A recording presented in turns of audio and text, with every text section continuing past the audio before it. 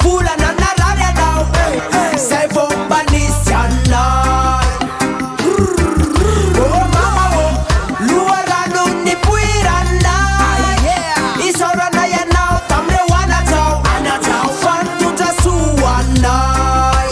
Oh mama isaoranay anao reo zava-bitanao anay nampianatsana mindra sy nanoro lalanay tsy nanary anay na de petraka anditra izay no tiavinay no tiavinao zahay.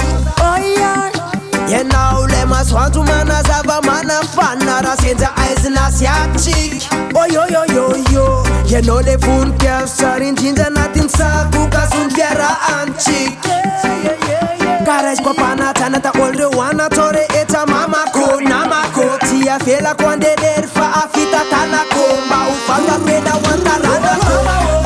Loharano nipoiranay nitondra sy volana narary anao zay vao manisy anay. Oh mama oh, loharano nipoiranay isaoranay anao tamreo anatao fantondra soanay.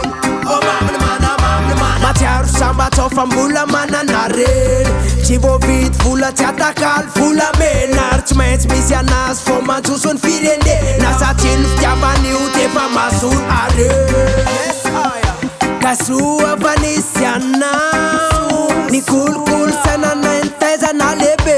Ka soa fa nisy anao nampianatra ny teny tsy nampianatra nandeha nampianatra ny sosiny tsara ho tsara kara